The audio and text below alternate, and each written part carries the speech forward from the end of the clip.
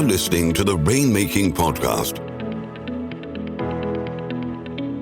hosted by high-stakes headhunter, author, and professional speaker, Scott Love.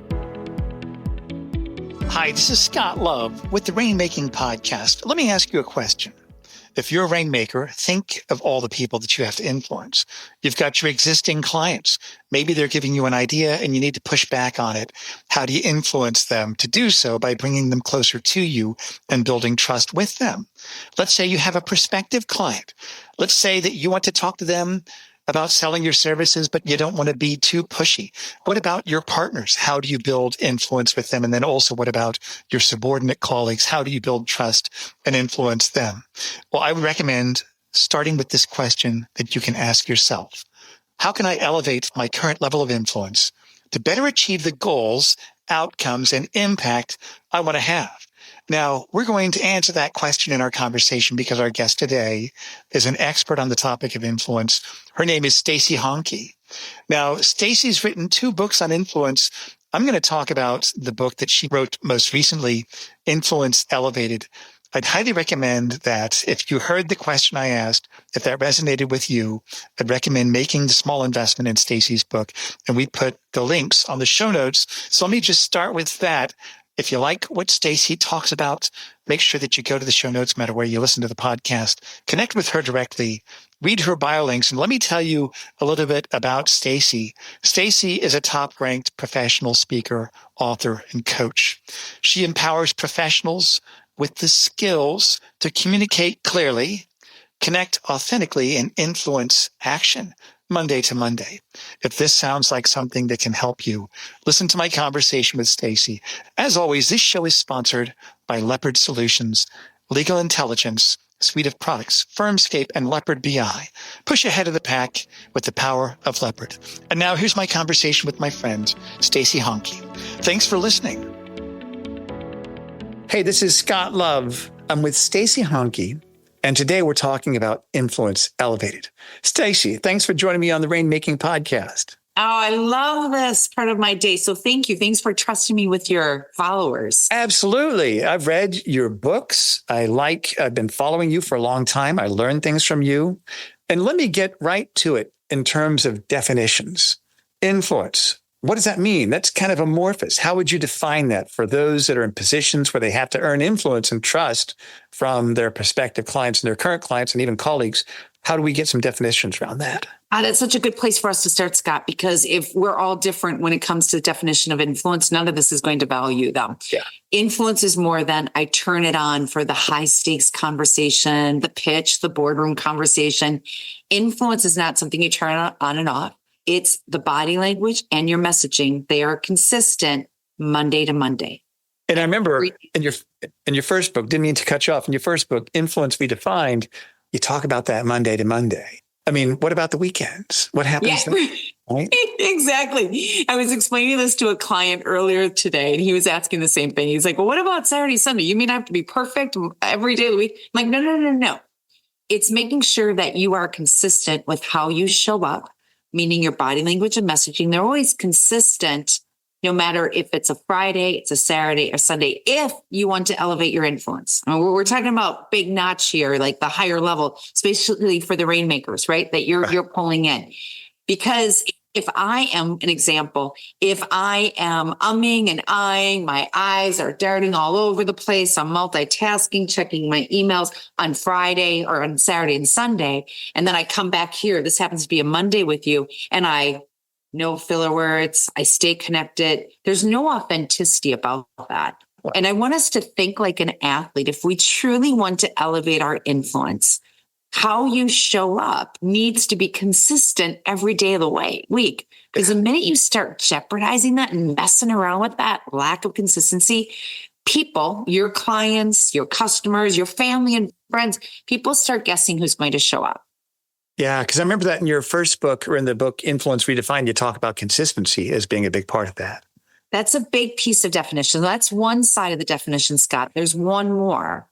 That influence means you have this ability to move people, to drive people to take action long after the conversation has occurred.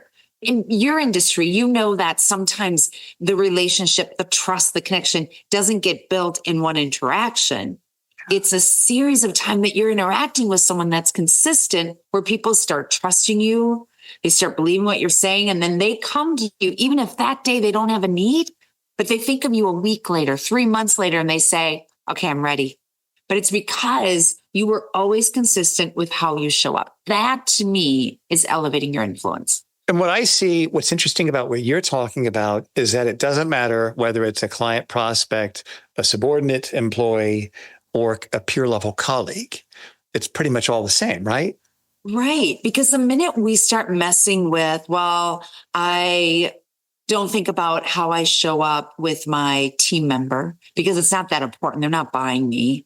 But when I have to present for the next client, or I present to a high stakes conversation, then I have to use all these skills of really being polished. You're never going to accomplish that level of influence that I talk about. And it's similar to an athlete. I was just at a college football game this past weekend, and I think about how ever they practice Monday through Friday is how they'll play the game on Saturday. Yeah, right. And that's not too far from the truth from whatever your job is. It's how you are showing up every day is really going to create that personal brand. It's going to determine really the results you have, whether you're in sales, whether you're an engineer, whether you're a financial guru. It comes down to how people experience you, meaning your delivery, as well as your message. And the minute those two are not consistent with each other, people start guessing who's going Absolutely to right. And it's interesting, when I was a naval officer, here you are, you went to the Naval Academy, you graduated as an officer in the Navy, and you're leading sailors. And every sailor hates two things. They hate the officers and they hate the Navy. And so you had to learn how to lead to earn trust. And I saw that they would do the minimum because they respected the rank, but when they respected you, they would go further in their performance. How do you think we can take that into the workplace to build that trust so that they see who we are Monday to Monday? You always have to be thinking about, how do people perceive you? And I'll give you an example. I work with a lot of CEOs and sometimes their executive team, where I'll meet them in person and they're very polished, or you can tell they're very thoughtful and focused of how they're communicating with you. Then sometimes I'll get them on Zoom and it's a totally different person. I'm like, okay, so now I'm guessing which Scott is the real Scott. And right, wrong, or indifferent. And I know this isn't fair, but it's very much human behavior that we're going to rely on. The bad experience is what's going to stand out in our mind. Yeah. And bad news travels faster than good news. Bad news travels fast. One of my peers was telling me how she was trying to find a dentist. She wanted to find a new dentist. She said it came down to two dentists, both same credentials, same offerings. But what made her final decision was the dentist that she felt more comfortable with. And when I wanted to dig through that and ask her, well, what did he or she do? What did they do? She said, oh, well, they looked me straight in the eyes. It was their handshake. It was how they were asking all these open-ended questions of what was important to me. And they took the time to really explain at a level of knowledge that I could understand it. And I'm like, well, that just all seems so common sense, doesn't it? But it's usually the common sense pieces of our communication and our delivery that are the most complicated. And it's what we don't do. We always think, well, my credentials and my years of experience in the field, that's what's going to get me the trust. I really would challenge that. And what I think also, when everybody else has those same credentials and everybody else has that same pedigree, that's that influence that's going to close the sale or close the deal or earn the trust or get the referral. I think that's what it's all about. So let me ask you this then, comparing Influence Redefined to Influence Elevated. How many years has it been since you wrote this book and your new book? Oh, yes. Influence Redefined came out in 2017. Influence Elevated will come out this November. Influence Elevated is really the 4 years of research that my team and I have done of how influence has changed over the last 4 years. And we know everything that's gone on. Yeah. What does it really take now to influence, to elevate that. I look at this, Scott, as I've always talked about influence, right? And influence elevated is this whole other level that most people don't even know exists. And that's what I'm unpacking for them now. But So tell me about that. What are the big rocks in the bucket, so to speak, with influence elevated? Yeah. So influence elevated, the first piece of how influence has changed is where the book starts, and it's all the noise. Think about how many Zoom calls you're going to have this week. Think about how many, the people you're trying to influence, how many interactions have they had, as well as how many distractions are coming to them. And it's because we have so many Zoom meetings, and then we've got to go in person, and then we've got all this stress in our life right now. I mean, let's face it, there's a lot going on right now. We have to break through that noise for our listener. And how you do that is what's in the book. And the three elements of that is you've got to be present to have executive presence. Mm-hmm. And I explain what all that means. You have to really connect. I'll explain what that means in the book and how do you do that. And the other element is momentum. The challenge with elevating your influence is you have to practice these skills by creating momentum behind that. Mm. And it's one of those things, Scott. I mean, just think about some of you, either yourself or your peers. We don't think about necessarily how to practice how we show up every day. We just turn on Zoom, go through, if we're still all virtual, depending on what your world is, we just go through meeting after meeting. And we don't realize what happens here every time you turn your camera on. I mean, how many sales have your followers, if they're in sales and they're pitching, how many sales have they missed because they didn't have eye connection? How many meetings did their listeners get distracted and completely miss everything they said because they weren't using pauses to create brevity? And the answers to those questions, you'll never know if you're not thinking about these three elements of connection, momentum, and presence. So when we talk about momentum, what are some examples that you've seen of people you've worked with where they're present, they're learning, they're connecting? What are examples of momentum? Because I believe that's a key concept that really bears fruit in a lot of ways. Yeah. Momentum is, once you go back, think like an athlete. Momentum is how you're taking advantage of every interaction you have, whether it's in person or Zoom. It's an opportunity to practice something about your skill. Are you practicing how you stay connected with your eyes? Are you practicing your word choice to make sure you're always adapting to what your listener's saying? Momentum is you have an accountability partner.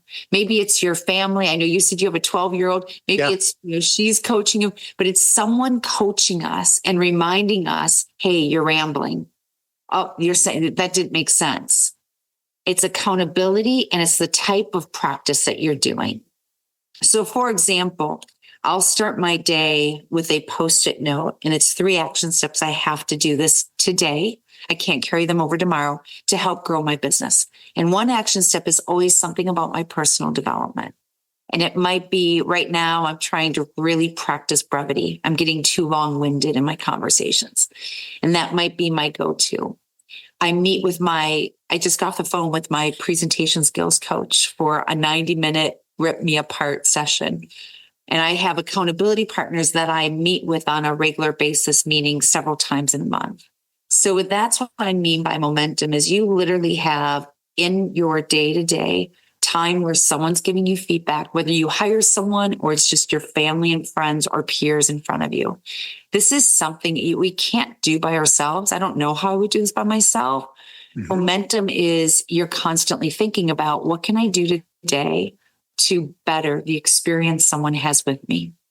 I love that. Let me ask you this. As we start learning how to be present, to have that executive presence, as we're connecting, as we're building momentum, what are the indications that we should pay attention to that are telling us if we're on track or off track in building our influence?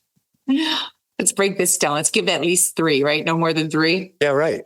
The first is, say you're on Zoom, or even if you're in a boardroom and you're with others, when you see a lot of this, there's a good chance they're not taking notes. And so if you're not seeing the video, if you're on audio, Stacey's looking at her phone during our conversation. So when people are on their phone, that's a tell. What does that tell us?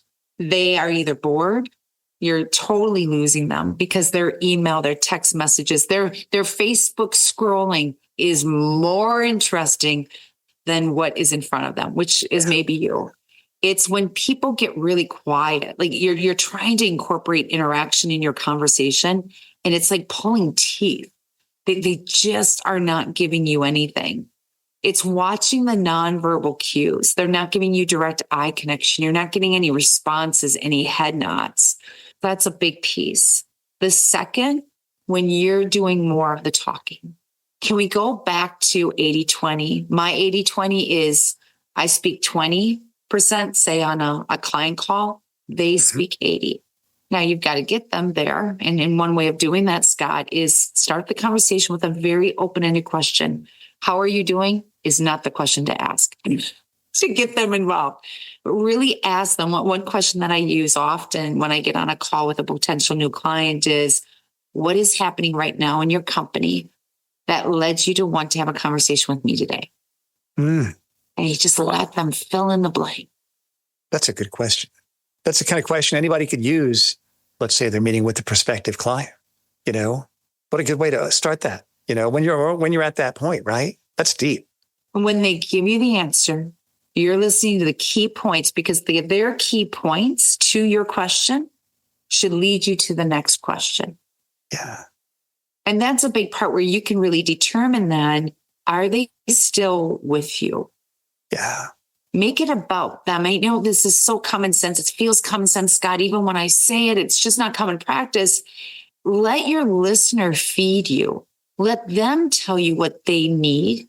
And now suddenly there's this warmth and empathy they get from you, because they feel like, wow, you really care about why I'm here and why this topic is important to me, not to you. And it's their idea when they're telling you. Yeah. So let me ask you this, or I want you to share with me, because I know you do a lot of coaching, some very successful people and significant roles of influence. Tell me about a time of someone that you worked with, and you don't have to mention their name, of course. What were the challenges they were facing? How is their influence limiting their potential to build and to build trust? What were the things you advised them to do? What did they do? And what was the end result? Tell us about that arc, Stacey. Yeah, this happens often. There's one in particular. I'll receive a call from a client saying, this leader, we want them to be our next CFO. We want them to be our next COO. However, and this is where it goes downhill. However, how they've communicated up to this point in their career will not work if they're in that position. That'll be the first request. Then we start asking, well, what's happening? They're not connecting. What do you mean? People don't trust them. So now that's telling me two things. It's their delivery, their content, or a combination of both. When I meet with them, it's usually their delivery. And the only skill that conveys connection to trust is what they do with their eyes. They're not looking directly at someone when they talk. I say a lot, Scott, only speak when you see eyes, no talk, or no eyes, no talk. You can look away from people. You just don't want to have a conversation like I'm doing right now and looking away from you, but still talking. Yeah. That's one thing I'll teach. Then we start diving into their content. And it's similar to what we talked about, open-ended questions, really helping them structure clearly a conversation that still gets them to what they want this person to do, but on their listeners' terms. Yeah. So that means, what do you have to say? What do they need, not what you need? There's a couple of steps I walk people through to make sure that every word does matter, that the words resonate with your listener, not with the direction you want. So how did it work out for your client? He got promoted. No, that doesn't always happen, right? In this situation, he got promoted. Even bigger picture, though, this was someone that was very cold, just was not in a favorable person, put it that way. And I debated taking the client on because obviously I only want the perfect fit, right? There was something about our initial pre-call that I thought, if I can change him, and I say that lightly, I don't change who he is, but change his behaviors, change the way he connects and engages. This could be a really big win. We were in the first session about halfway through his mentoring session, and it was a tough one. And I finally said to him, I go, either you're in or you're out. I go, because I don't want to waste your time. And I know you don't want to waste your own time. So either you need to be all in here or this will not work. whatever that was, he started to see himself on these video playbacks that we did on his phone. I think that was the turning point, because when he would watch the playbacks, he would always bring up, it's so different than the way I feel. When I watch the playback, I'm now seeing what everyone's been telling me, that I'm cold. I'm a leader that doesn't connect. I'm seeing what's wrong. And that was a big turnaround, because I can tell you what I think, but that's just my opinion. That's part of my secret sauce. Call it a secret or not call it a secret. I have people watch themselves on playbacks, because only you know, Scott, you know how you want to come across, how you don't want to come across. I can tell you, but once you see it, now you can start taking the steps to make the changes you're willing to commit to. I mean, this is tough change. This is hard for people, right? Yeah. Yeah. Isn't it interesting? And I think especially for high level executives, because they've been going through life and being told how great they are. No one's ever really sat down and said, this specifically doesn't work, but this does work, because I also want to enhance their strengths. This isn't all about changing and correcting them. And then when you see yourself on playback, and there's a disconnect, even for myself, when I watch my playbacks, there's such a disconnect of how I felt during the conversation being recorded versus what I see and hear. Mm-hmm. And that hurts. Like, that's some really hard, hits you in the gut feedback. Yeah. This is taking people to a spot where they've got to face things that they might not want to face. And if they push through it, if they make the change, then they're going to build that trust, build and expand their influence, yes, thanks to the wisdom that you provided them, Stacey. Oh, Scott. And I've never heard someone say at the very end, oh, that was such a waste of time. I wish we would have never done that. Instead, I hear during the mentoring, until they've made that turning point of, I don't know about this. This is really hard. And I keep telling them, don't let feeling be your guide. Your body doesn't like to be uncomfortable. So your subconscious will fight with you. Therefore, the power of watch yourself on playbacks. Just keep watching the playback, because that's going to be your truth of what influence really needs to mean to you. That's interesting, Stacey. Well, let me ask you this. As we bring this conversation to a close, I always summarize everything with 3 action steps. What are 3 action steps somebody listening today can take to really get started on this journey of building their influence? I think the very first thing, it's a question I ask every audience, is when it comes to influence, what do you want? And the statement is simple. I want fill in the blank, because that's going to identify your why. You need to be really clear on how you want to come across, what that means to you, right? Just start there. Yeah. The second, and in this, number 2 and 3 are not in any order. The second is ask for feedback, real feedback from family members, maybe coworkers that you trust are going to tell you the truth. Just ask them, how do I come across? Good, nice job. Don't accept that. Ask them, what works for me? Where do I come across trustworthy, credible, or where don't I? Again, you can't ask that until you figure out your want. Yeah. Number 3 is the big one that we're talking about, Scott. Audio record yourself so you can really listen to your voice. Then elevate that practice to video recording yourself. And it's so easy to do, because when we are on Zoom, as we are today, for all you know, I could be recording myself, right? I take my phone, I record it, I place my phone below the Zoom camera. No one knows I'm doing it. And if anyone's saying, well, it's very confidential, well, record the calls that aren't. Or not only that, you're recording yourself. And those 3 action steps, I think it's easy to say no to all 3 of them. Yeah. But what's the cost? I came across a quote. It's been real recent, so I don't remember who said it, but it's worth sharing here. And it was something to be said around the challenging part of making a change isn't as risky as the heartbreak of regret. And the heartbreak of regret is you just keep walking around life doing what you're doing. Everyone's talking behind your back. And maybe you're not getting that extra sale. Maybe you're not building that relationship to the next level because of something you're doing or saying. But at this point, you just don't know. So you're going to keep losing out on those opportunities. Well, Stacey, this is really interesting, and I hate to cut our conversation to a close.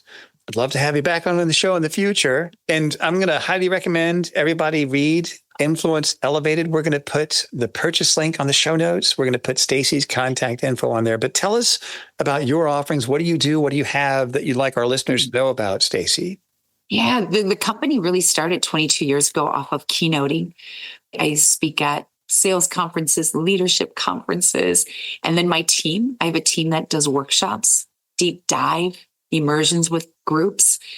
We also do a lot of mentoring. You heard a little bit of that here. The best part, if that's just not in your followers' wheelhouse, we are all over LinkedIn. And my goal there has always been to be a resource.